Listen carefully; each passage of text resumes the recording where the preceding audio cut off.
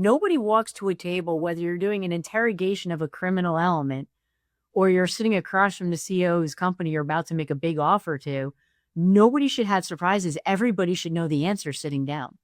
It should just be a confirmation of what you already know. If you're not prepared, you did not do your open source intelligence work.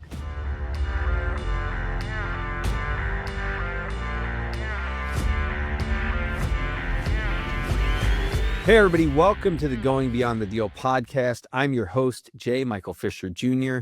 You know, today's conversation is one that I've been really looking forward to having. My guest today is Cynthia Hetherington. She's the founder and CEO of the Hetherington Group. Now, you may know Cynthia as the woman who literally wrote the book on online due diligence, the textbook, the one that investigators, attorneys, government agencies, and intelligence professionals actually learn from. But today, I want to go deeper than that because Cynthia is one of the original minds in a field most people did not know even existed 25 years ago. That's open source intelligence, or OSINT. Finding what is hidden, verifying what is real, and understanding the story behind the story. Over the course of her career, Cynthia has helped investigate two of the largest Ponzi schemes in American history. She's worked on fraud and corruption cases involving millions of dollars, and today trains more than 7,000 professionals every year. And what I find fascinating about her work is that it applies far beyond traditional investigations. It applies to business, it applies to leadership, and it applies to deals. When you are buying a company, selling a company, choosing a partner, or hiring an executive, or putting your reputation behind another person, there's a story that you're being told. And then there's the real story. Cynthia's career has been built around understanding the difference. We're going to talk about how she found her way into the world and what OSINT really means. We're going to talk about what the World Cup in 2026 taught us about modern risk, fraud, and digital security. We're going to talk about the due diligence that often gets missed in a transaction, including hidden relationships, hidden assets, and the human red flags that may never appear in a financial statement. And then finally, we'll get into AI, deepfakes, synthetic identities, and a threat landscape that has changed incredibly quickly and continues to change every day. One of Cynthia's philosophies really stood out to me. You do not need to be fearful to be prepared. You just need to think differently. And that applies to someone walking into a stadium, but it also applies to a founder preparing for one of the biggest transactions of their life.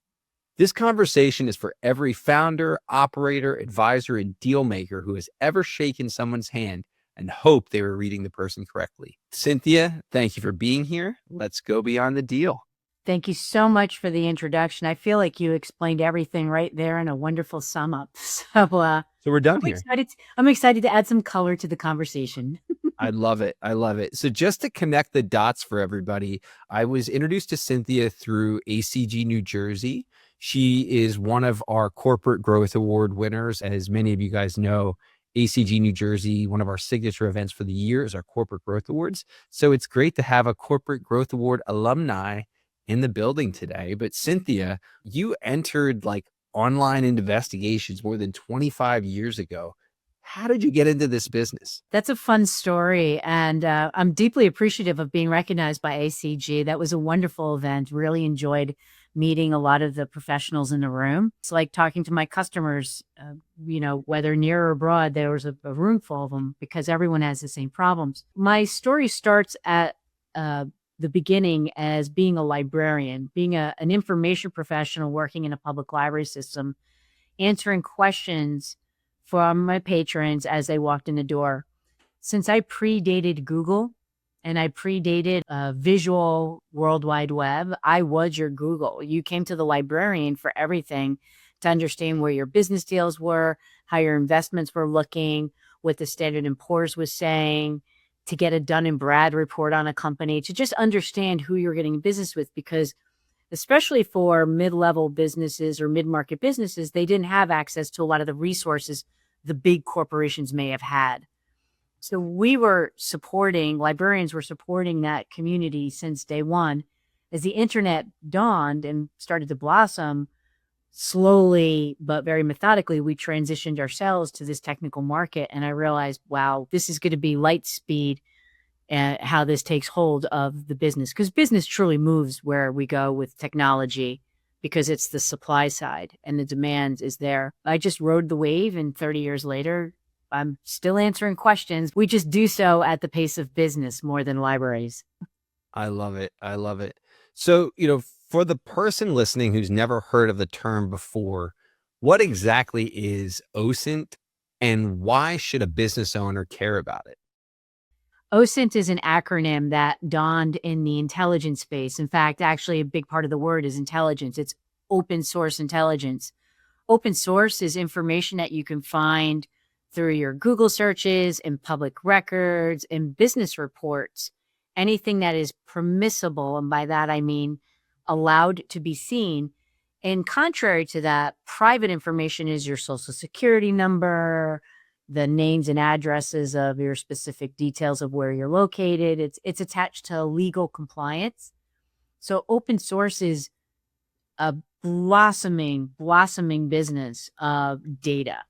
And in today's eco-technology sphere, AI is amplifying this by a gazillion percent. And now what we're seeing with open source is that we're actually culling down the overabundance of information to getting you not 1,000 answers, but the right answer. So OSINT, in the very pedestrian way, is using Google really well, to the point where you could charge by the hour to give a client an answer.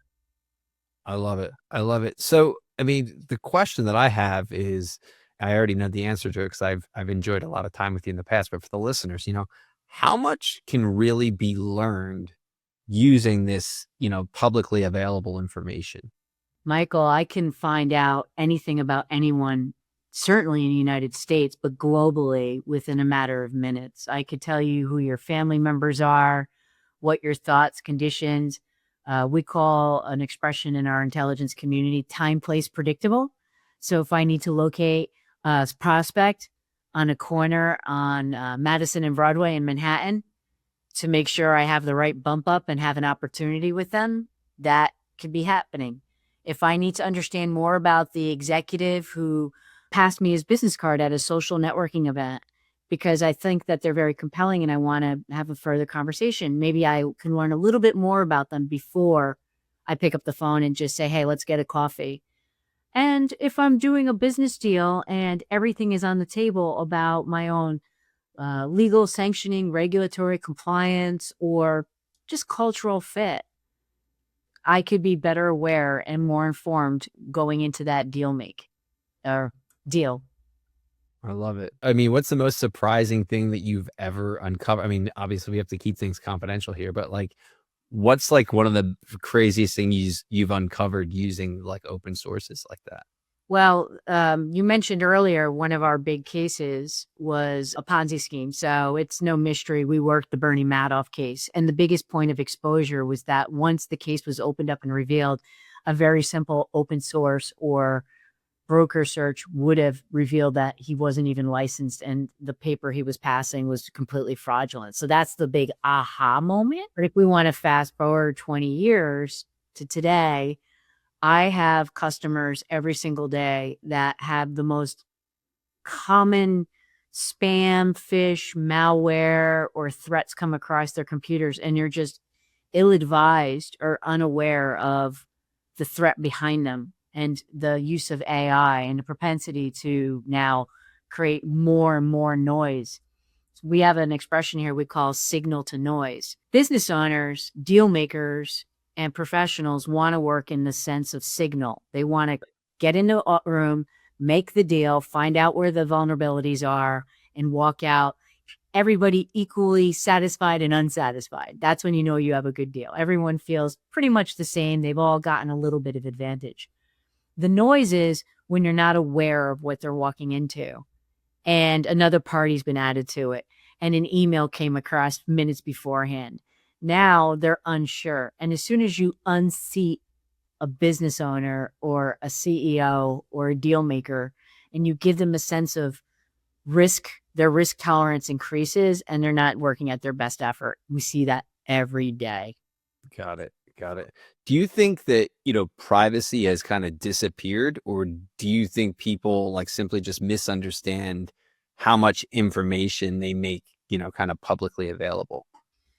Every single day, we're told that something new is compromising our privacy. So there's articles in the media today about the Flock camera. And Flock is a surveillance camera system used readily by law enforcement and other agencies to do the work that they have to do. But because of the nature of journalism and how anybody with an Instagram account can be reporting on things, they're creating a sense of urgency around this camera system. And now we all think we're being surveilled by the deep state. Like, it doesn't take more, and that's noise. That's exactly the noise. Nobody stops to say, like, what are the legal and permissible uses of that camera system? What does surveillance feel like? We're all going to talk about this bright, shiny object. And now everyone is Googling Flock, even as I said it. And that's how I know that I create noise. You have completely let go of the fact that all of your property records are public record. Half of your communications that are out there are in the open source, and everything you do with your cell phone is a point of compromise. So we want to talk about the things where we feel like we're being objectified because TikTok members say we should look at it. But really, you haven't even started by just doing a very basic, is my home on Google Maps? There you go. Crazy, crazy stuff. So when you begin to look at a person or a company, what are you looking for that the average person would never think, to look at? Business owners should look for things that they expect in businesses. We don't have to be licensed private detectives with Sherlock Holmes and Watson at our heel to understand what we're looking for. Just, you should see a pattern of recognition that other companies should have business filings, especially in the business market area where we're talking about brokers and regulators. Are they part of the same associations? Do they belong to the same groups I belong to? Are they licensed and regulated? Every state, and this will matter state by state, every state will have its oversight depending on the type of company we're looking at. So keep it simple. Let's say we're dealing with electricians. Electrician seems like a good, noble career, and somebody might be very good at doing electrical work, but if they're not licensed electricians in their state, and the state will have a consumer department or business oversight to look at them, they might actually be operating illegally, which means they're uninsured, they're not bonded. If they fall down in your house, you're going to have a problem. Now, what if they're doing large-scale business development? What if you're putting up office buildings and you're hiring this company? Doing basic due diligence. We say this all the time because we both do investigations and intelligence work here. Doing intelligence is looking in a crystal ball and trying to forecast what's in front of you. Doing an investigation is actually explaining what just happened. You always want to be doing intelligence work. Gotcha. You don't want it, because if you're doing investigations work, that means you're hiring lawyers. It means you're calling in insurance claims. You're reputationally damaged. Your building struts might be slipping and falling, and you now can't rent your new building. So there's so many ways that you could be preventative by looking at good old-fashioned basic business documents up front. The next step after you make sure, okay, yeah, that's a legitimate business. I don't see any insurance claims. Nobody's filed any consumer complaints against them. Why don't you check out their social media posts? Now, granted, social media posts from the company are a broadcast of what they want to advertise, but then look at what people are saying in the comments. Comments about companies are gemstones for anyone who's starting to get into a business deal, because they might say, yes, we are the best plumbers, electricians in the business, but then all the comments might say, you're absolutely terrible at doing electric work. You showed up late. You did a terrible job. Your technicians were inappropriate. All kinds of things could be coming up there. And that's going to make you shut down really quick as a business owner who wants to align himself with that particular organization. There's just two things: business documents and social media. Let's move on to, the Hetherington Group, because I really want you to talk about like what you guys are doing as far as investigations, intelligence, and training. You guys are working with corporations, executive, government agencies, military agencies, attorneys. What does a typical engagement look like for the Hetherington Group? What's fun with the company that I get to work at every single day is that nothing is typical. But here we are, a former librarian running an intelligence operation out of northern New Jersey with their dog. So what's typical about that? The truth of it is that the majority of our customers are corporations who have challenging constructs in front of them. They're either trying to understand a company that they're interested in making a merger or an acquisition with. They're very pre-deal. They're asking me who are the best companies out there. And to give you a good example, somebody owned a peanut manufacturing plant in Mexico and they wanted to sell it. And they said, who would be our buyers?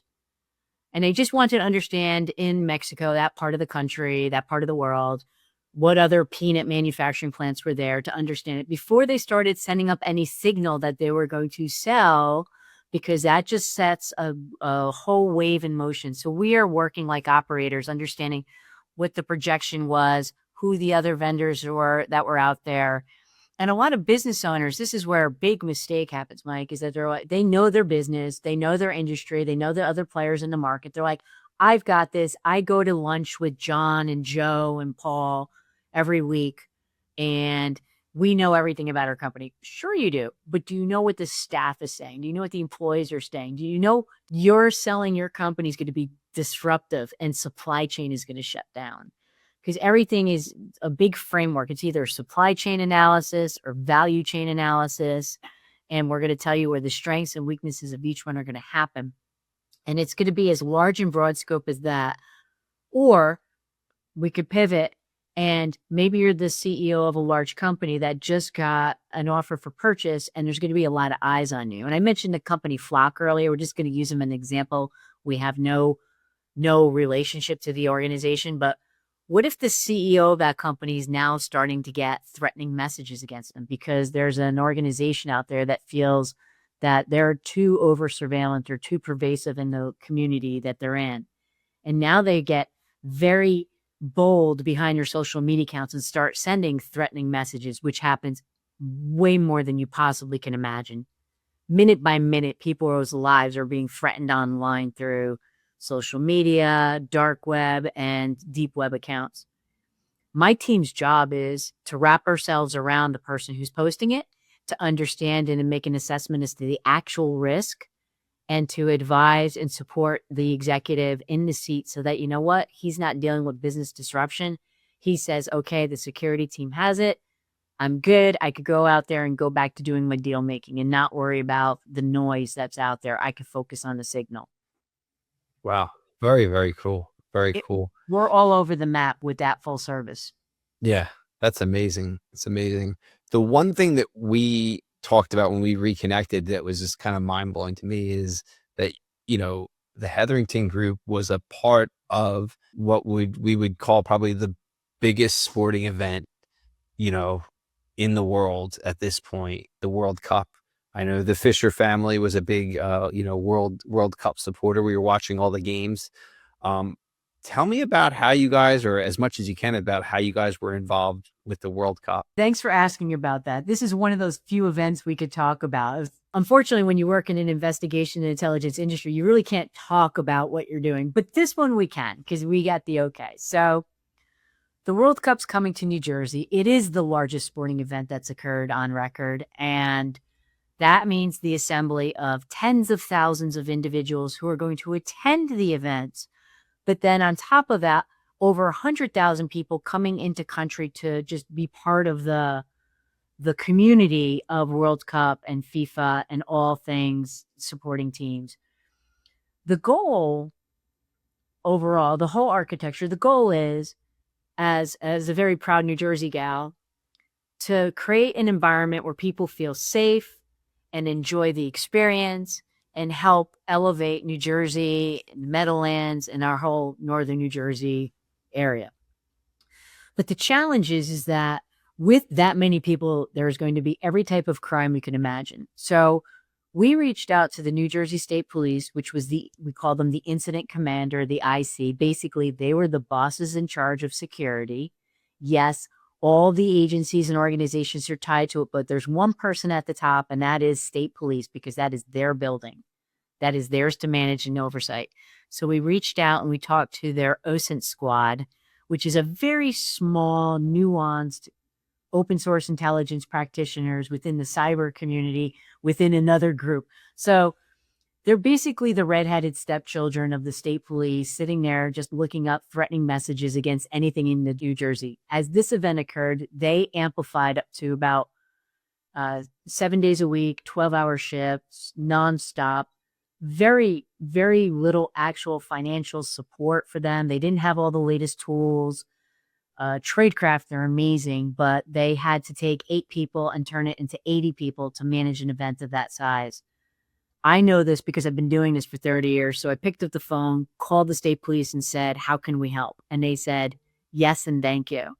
And the state police, in their incredible wisdom and altruistic outreach, and I say they gave to us because we gained so much from this, said, help us. And we did a public-private partnership with them and with the urban area group, UASI. And we created training for the state police and Overwatch. Okay, so that's what the start of it is. But what did it actually look like? We put in over 20 hours of online training that the troopers and the analysts and investigators could actually attend online at their pace, because we had to ramp this up in 2 weeks' time. So we brought in the best and best tradecraft practitioners. We covered topics, and this is really critical, because think about where the Meadowlands is. It dealt with national and international and transnational crime. We're in the middle of a war with Iran. So I don't say this lightly. It's not like we're worried about people coming there and protesting. That was another headache. We're worried about actually strikes against our building. And at our 25-year anniversary, we take this very seriously. We worried about maritime crime because the Meadowlands is based in the middle of a maritime area. We worried, and the ports all surrounding it. We worried about the 3 airports. We have the Port Authority to deal with. We had people threatening to walk through the bridges and tunnels. We had fake Uber, fake Airbnb, fake Lyft, and fake VRBO. By the way, did you even know that there is a camper rental company? You can all of a sudden just put your camper in the middle of the Meadowlands and rent that out and say, well, we could do that. And if we were going to go camping somewhere up in the Adirondacks, that would be lovely. And you could rent a camper and do that, like a concierge camper. But there's fake ones. And all the online marketplaces, all the fake ticket sales, everything, dark web abuses. The Haitian team was located. We could talk about the place now. The Haitian team was located in country. Some people don't like them and wanted to protest them. The Spanish team, which ended up being the winners, right there in Montclair. So we ran Overwatch with the state police on every single one of those threats. We qualify, we put it in a framework. We have a systemology that allows us to see noise and actually screen out like what is an actual threat and what is a real concern. That recreates 4 briefings a day.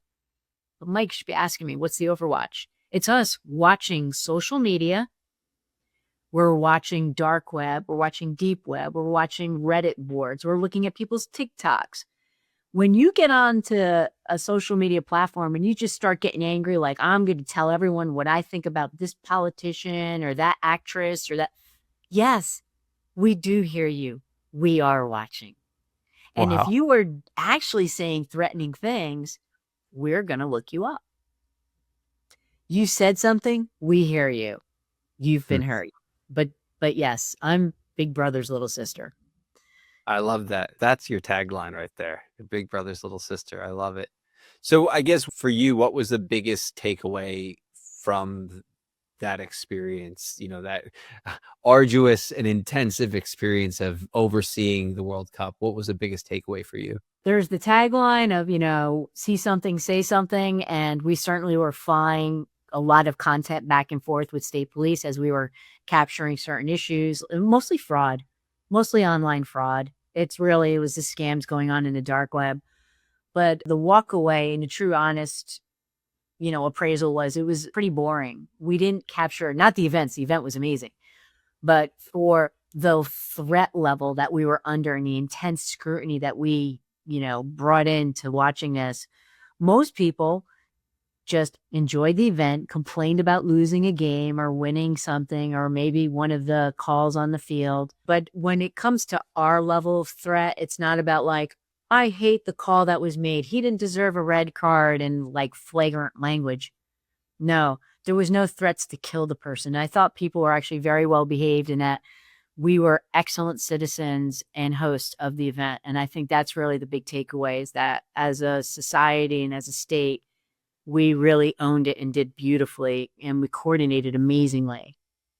That's really refreshing to hear. That's really refreshing to hear that it was nothing too, crazy, but good to hear that we were a good representative, for the state of New Jersey.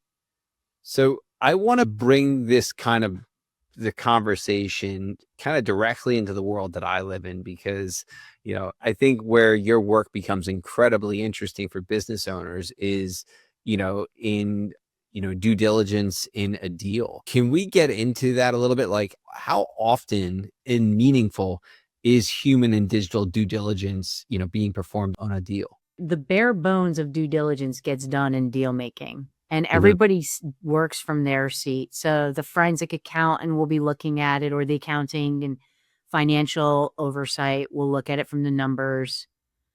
The attorney will look at it from the legal and the compliance perspective. Everybody has their job, but what's really necessary is to ask the OSINT analyst to the table and to work with the deal makers. They are going to supply the forensic accountant more data than they anticipated, because they're not going to have seen certain numbers that that company is not going to edge forward or reveal right out of the gate.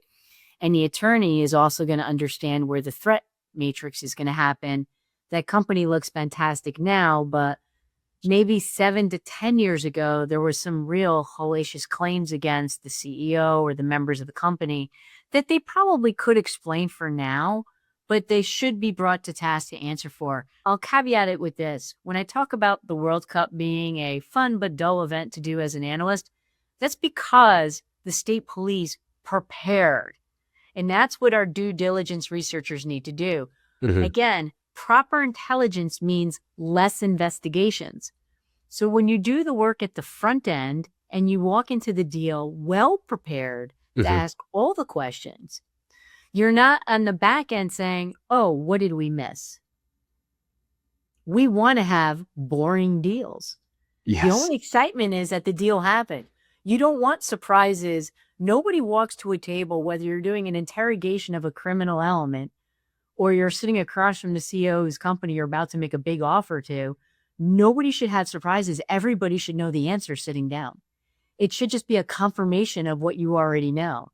If you're not prepared, you did not do your open source intelligence work. Makes a lot of sense. So, just as a practical, kind of takeaway here, if I'm a founder of a business who spent, 20 to 30 years building my company and I'm preparing to sell it, what should I know about the person sitting across the table from me that I probably would never think to ask?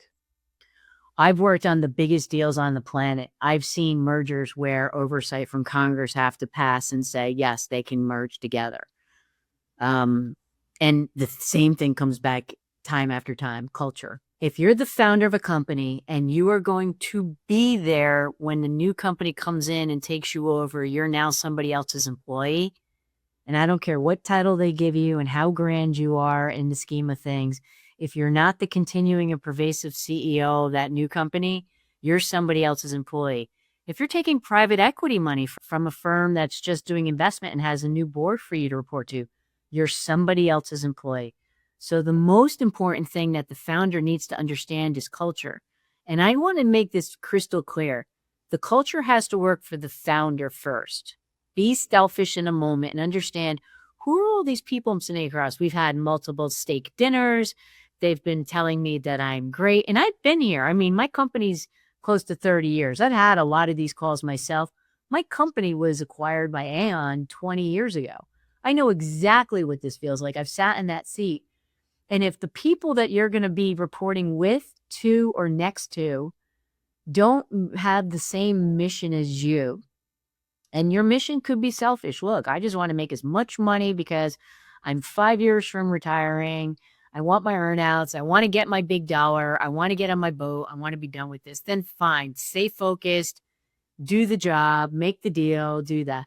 But the other thing that you're going to look at after you've cleared it with yourself and your cultural alignment is good with that other company is this going to match for my company, my staff? Because they might be buying your Rolodex, but more than likely, they're also buying all the game deal makers that you have underneath you. And if that doesn't work, you are not going to have success a year from now when you're answering to the private equity, earnouts, and everybody else that you didn't match. Like, there's never going to be 100% match for match. Otherwise, you would have been engaged with that firm years ago. Yeah. But if you could get yourself, again, equally, I say, walking away from the table, equally unsatisfied, then you have a perfect deal going forward and you've done your due diligence. Love it. I love it.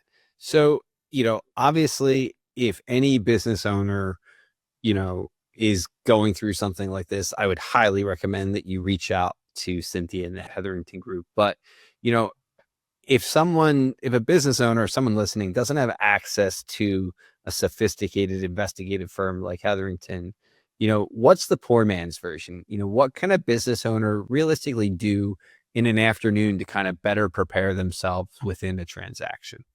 I certainly would recommend doing your own due diligence. I mean, do your due diligence on me.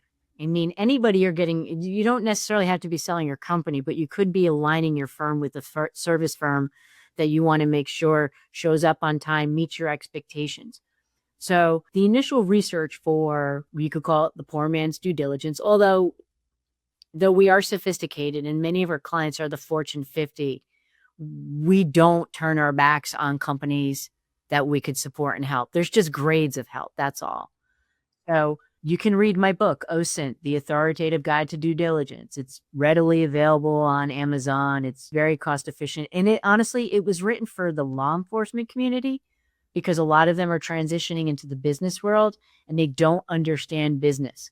Understanding corporate and business objectives means tying your own investigation, security, and intelligence to that. So this book gives you a lot of practical, from the bottom ground up approaches to how to conduct due diligence, where to conduct due diligence, where to look for it. I wrote this because I've had every business owner on the planet, it feels, call me up or reach out on LinkedIn and say, hey, can you just help? Can I just get on a 15-minute call with you?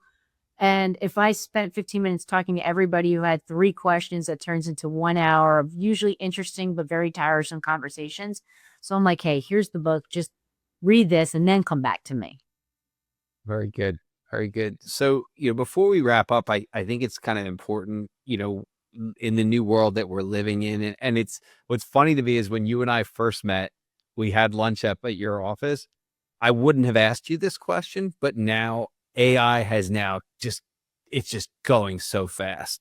And, what's crazy is a lot of these, deep fakes that you're seeing, President Trump as a hip hop artist. I mean, like crazy stuff. I mean, how has AI changed open source intelligence and fraud? I mean, I think it's only going to probably get worse at this point, but I can't even imagine, like, how has that changed the game or your game, the game that you invented researching here? Good Lord. I'm absolutely sure that was the president doing hip hop, but Okay. Yeah, it could have been. Artificial intelligence and the accessibility to everybody has created a lot of noise for us. So I'll address both sides of this, but I want to start with the very basic. AI in the hands of a mediocre business professional makes them sound like a genius. Mm-hmm. And now you're sitting across from them because they've been pushing paper to you that makes them look like a rock star. And you're like, goodness, how have I missed this person my whole career? I need to sell my business or get involved with them right away. That's my first concern. Of course, we deal with deep fakes, fake videos, fake everything. But the elevation of, again, a mediocre Passover and business person that my CEOs do not need to be dealing with, frankly, has really created a lot of stop. And do we look at this company? Do we look at this firm? How do they meet the standard? You can actually, believe it or not, take AI on your own and fact check against the documents that are being presented to you. And you ask AI, you prompt it yourself. Was this document created with artificial intelligence? Can you vet and verify all of the source information that's in it? Is there any substantiated evidence behind the claims being made on this company? So turn the machine against them. Yeah. Use the information. The person sitting behind the screen, Mike, if I came to you with a new company and was like, you absolutely have to buy this plumbing enterprise. Now they're no longer just the local plumber, they're plumbing enterprise. This is going to be the next game changer as AI takes over the market. This guy, everybody still needs someone to come and fix their plumbing. That is a surefire investment. And you're like, that kind of makes sense to me. And he looks like amazing. But now what are you going to do? You're going to say, I'm going to go one step further and do my own investigation. And come right back to the beginning. We don't have to make this complicated. Look up all his business filings. Has anything ever been filed against him? Are there any lawsuits or liability cases against him because he did bad work? What does his social media account say? Does the audio match the video? And that's the big statement in AI. Does the audio match the video? That brings me all the way up to what happens if I see a Michael video that comes across to me and I'm like, I just talked to him. He's wearing a different blazer. That's kind of strange. Is that really him or not? I would just take the same video, throw it at Perplexity, Claude, or ChatGPT and say, is this AI creation or not? And it will tell me. See, it has no loyalty. That's the thing. AI is disloyal to a fault, but you can use that as a tool.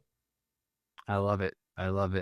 So, a big takeaway for me in this is I definitely am going to buy your book. I mean, I just think it's a good way to just look at kind of everything. I think it's great. So as you said, available on all, Amazon, et cetera. What's the best way for people to get in touch with you? Visit our website, hetheringtongroup.com is a very clear portal to getting to me quickly. And I'm not so elevated up that we don't see the communications coming in. I can always be emailed, and I have a very, very prolific LinkedIn profile. So I'm Cynthia Hetherington on LinkedIn. You can find me there. And here's an OSINT exercise. You go to Google, you put my name into Google, you will find me. Awesome. There you go. I'll make everybody an OSINTer. Awesome. Well, we'll put all of that in the show notes here. I like to ask my $1 million question. I asked all the all the guests on the show this question, and I'd like to extend it to you. But, when you look back on your journey, personally and professionally, what's one moment that felt really small at the time, but ended up changing everything for you? There was definitely COVID created Operation Vax, which was the first task force we created. The World Cup was the second task force we created, but the first task force was the Operation Vax. And we joined up with the shippers, suppliers, manufacturers, and pharmaceutical companies that were going to distribute the vaccine. And we did overwatch to make sure that people weren't threatening to steal or actually stealing vaccines as they were being distributed. And the business world, the change for that is I had access to all the manufacturers, all the shippers. I had the full supply chain on a Zoom call once a month, helping them coordinate how they were going to get this vaccine across the globe. And it really created us a network that helped elevate us up and out. No kidding, Operation Warp Speed. The White House was on our call. So now we are regulars in that community. And the access to the right decision makers help us move the needle forward for our customers every single day. I love it. Well, listen, thank you so much for joining me today. I really appreciate the conversation, and I appreciate you sharing your experience, your perspective, and most importantly, giving us all a better understanding of how to think differently about information, risk, and due diligence. To everyone listening, thank you for going beyond the deal with me and I'm going to say old friend, Cynthia Hetherington. I don't want to say my new friend. I hope you have an amazing day. Cynthia, thanks again. Thank you, Michael, and thank you to your listeners. It was a wonderful opportunity. We'll see you soon, Cynthia. Take care. And for those listening, if you're a business owner or operator working through a big decision, whether that's growth, raising capital, preparing for a transaction, or simply trying to figure out what the next chapter looks like, These are the kind of conversations that I have every day. And sometimes you don't need another person trying to sell you something. You just need another perspective. Someone who can ask the right questions, challenge your thinking a little bit, and help you see the situation more clearly. That's a big part of how I try to show up for people. So if you're working through something and I can ever be a helpful resource, please reach out. I'm always happy to have a conversation to see if I can help. And if you got something out of today's conversation, please subscribe to Going Beyond the Deal and share this episode with somebody in your network who you think would benefit from hearing it.